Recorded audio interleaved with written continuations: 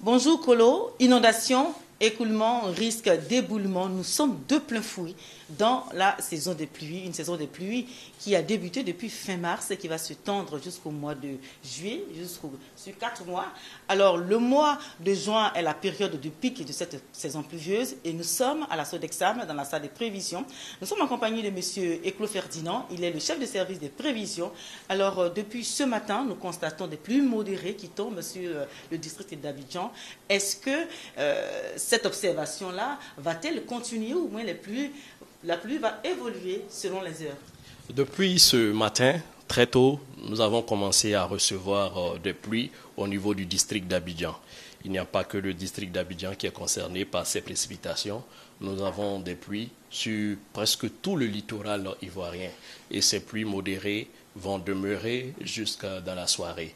Mais pour certains endroits, le constat pourra être tout autre. On peut avoir des pluies fortes en ces moments-là, même dans cette journée. Alors, dans certains endroits, on peut avoir des pluies fortes. Est-ce que les prévisions pour cette semaine s'annoncent-elles favorables ou non? Ce qu'il faut retenir, nous sommes en saison des pluies. Et en saison des pluies, nous pouvons avoir des précipitations importantes. À l'heure actuelle, nous ne sommes pas encore sortis de notre saison des pluies. Donc, on peut s'attendre à de fortes précipitations durant cette semaine.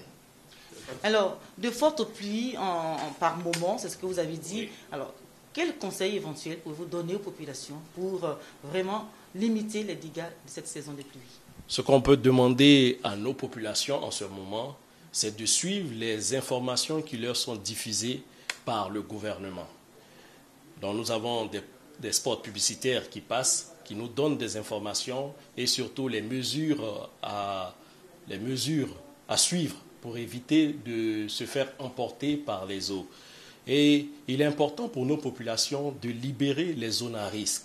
Parce qu'une fois que vous habitez vers un flanc de colline, vous êtes dans une zone à risque, parce qu'en ce moment, le sol est saturé. Il ne peut plus retenir correctement l'eau et va suivre les glissements de terrain. Donc nous recommandons à nos populations de libérer les zones à risque et aussi d'éviter de jeter les ordures dans les caniveaux, parce qu'une fois que le caniveau est bouché, l'eau va utiliser n'importe quel chemin. Alors, donc, merci bien, Monsieur Eclo Ferdinand. Nous sommes donc à la salle de prévision de la Sodexam. Vous avez entendu ces conseils d'usage. Ajoutez à cela, il faut avoir les vraies informations pour éviter les zones à risque et limiter ainsi les dégâts de la saison des pluies.